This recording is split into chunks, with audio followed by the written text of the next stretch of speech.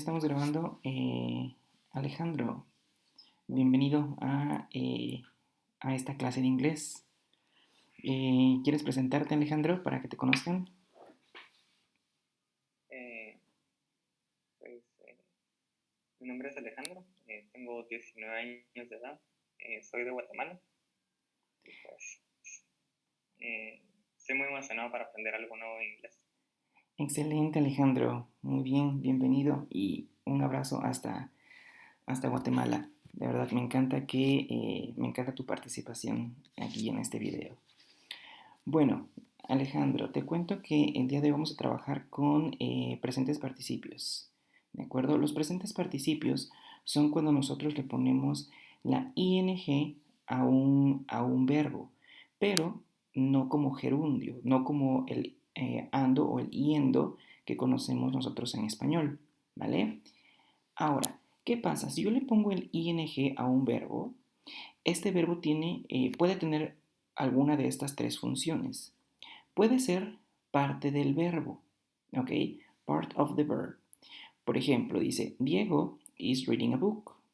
O Alexa and Flavio were cooking dinner. Si te das cuenta, dice reading y cooking. Pero estos reading y cooking se encuentran después de qué verbo? Cooking, Ajá, pero ¿qué verbo tenemos antes, por ejemplo, de reading?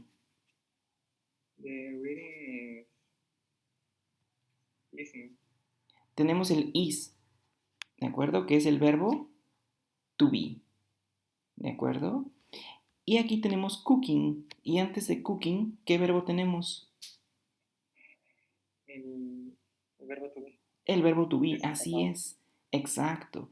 Entonces, un participio presente es parte del verbo cuando se encuentra después del verbo to be. Siempre va a funcionar de esa forma, ¿vale? Un presente participio va a ser parte del verbo cuando se encuentre después del verbo to be, ¿vale? Y bueno, vamos a la segunda función de los presentes participios. Un presente participio también puede ser un adjetivo. Por ejemplo, dice, the students taking the exam cannot use cell phones. Dice taking, pero antes de eso no tenemos ningún verbo, ni siquiera el verbo to be, ¿vale? ¿Por qué? Porque entonces taking está describiendo a los estudiantes. The students taking the exam cannot use cell phones. El segundo ejemplo dice, planes flying to London are expensive. Aquí tenemos flying, que es el presente participio. ¿A qué estará describiendo flying? Los aviones. A los aviones. Así es. Excelente. Bueno, y entonces esa es la segunda función. Ahora, como tercera función de los presentes participios es cuando funcionan como sujeto de una oración, as a subject of a sentence. Por ejemplo, dice, reading instructions correctly is important. Reading es el sujeto de la oración. Si lo traducimos al español es como decir, leer instrucciones correctamente es importante. Entonces, si yo tengo un presente participio al principio de la oración, quiere decir que este es mi sujeto. En la segunda oración que dice fighting is not an appropriate solution, ¿cuál será mi sujeto de la oración? Del primero, ¿no? Así es, ¿qué es? El, Fighting. el Fighting, así es. Entonces, en resumen, Alejandro, tenemos tres funciones de los presentes participios, que es ser parte del verbo cuando se encuentra después to be. del verbo to be, perfecto. También puede ser un adjetivo cuando se encuentra después de un objeto. Por ejemplo, dice students taking, planes flying, ¿vale? Y un presente participio va a ser un sujeto de la oración cuando se encuentre encuentra en una oración, ¿no? Ajá, pero ¿en qué parte? ¿Al principio o al final o en medio? Al principio. Al principio, así es. Muy bien, Alejandro. ¿Alguna pregunta hasta aquí? No. ¿No? Ok. Bueno, vamos a ver. Ahora tenemos un pequeño ejercicio aquí, Alejandro. En estas oraciones tenemos que identificar si los presentes participios son parte de un verbo, si son adjetivos o si son sujetos de una oración. La primera oración, ¿puedes leerla, por favor? Number one. Books arriving next month will cost $13. Así es. Nuestro presente participio es...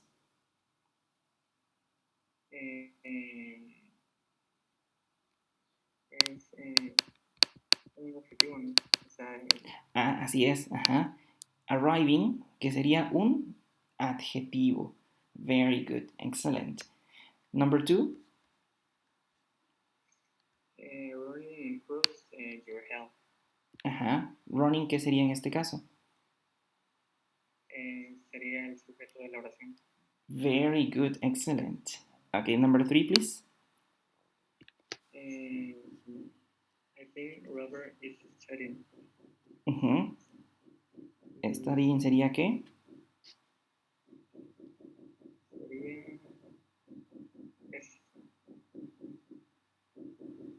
Recuerda que lo tenemos después del verbo to be, entonces sería...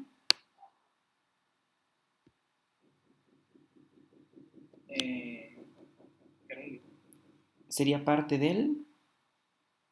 sería parte del verbo. Parte del verbo, así es. Excelente, Alejandro. Muy bien.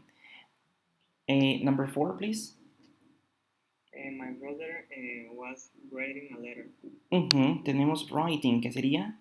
Entonces, ¿qué función? Sería parte del verbo. Parte del verbo, así es. Excelente. Luego dice, working here gives you benefits. Working, ¿qué sería entonces? El sujeto de una oración. El sujeto de una oración. Siguiente. Number six, can you read it, please? ¿Puedes leerla? Cooking makes me feel relaxed. Ajá. Cooking, ¿qué sería? Cooking sería el sujeto de la oración. Muy bien. Number seven.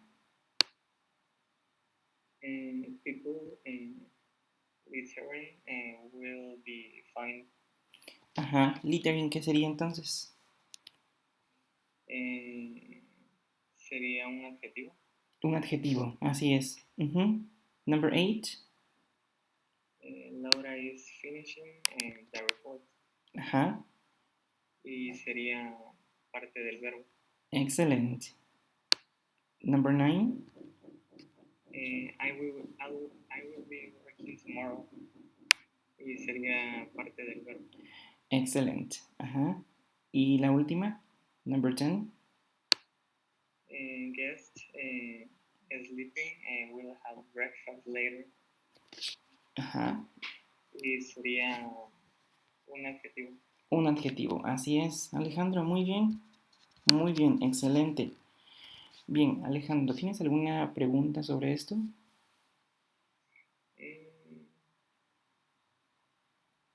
No. Puedes hacer cualquier pregunta, de verdad, no te sientas así como que presionado a limitarnos a esto. Si tienes alguna duda, con toda confianza, tú pregúntame. Solo, o sea, sería de cuando hay dos verbos juntos, hay uno que va en ing. Ah, ok, sí. Sí, así es. Cuando tenemos los verbos juntos, eso es algo muy importante. Por ejemplo, cuando decimos I like reading, a eso te refieres, ¿cierto? Sí. Bueno, ahora te cuento. I like reading sería exactamente lo mismo si yo digo I like to read. ¿Vale? Ambos son gramaticalmente correctos. ¿Por qué? Porque like permite tener like más un verbo en ing o like to y un verbo en infinitivo. Hay otros verbos que también permiten hacer esto, como por ejemplo love y hate. Yo puedo decir I love reading o I love to read. I hate reading or I hate to read. Lamentablemente no todos los verbos permiten eso. Hay verbos que permiten únicamente el to más infinitivo y hay otros que permiten únicamente el ing. Pero estos lamentablemente sí hay que aprenderlos de memoria. ¿Pero qué significan? Bueno, básicamente, si lo ponemos así, es porque no es correcto tener dos verbos juntos sin que uno de ellos sufra una modificación. Es decir, sería totalmente incorrecto decir I like read. I like read, porque si yo digo I like read, sonaríamos como tipo el modo de hablar de Tarzán, ¿no? I like read, ¿no? Diríamos yo gustar leer, ¿no? Entonces es por eso que uno de los dos verbos se tiene que modificar, que siempre es el segundo verbo. Y te digo, hay verbos que permiten el ing o el tú, o únicamente el ing, o únicamente el tú infinitivo. No sé si resolví tu duda. Sí. ¿Sí? Ok, ¿alguna otra pregunta, Alejandro? No, con eso ya me quedó claro. Ok, perfecto. Bueno, gracias.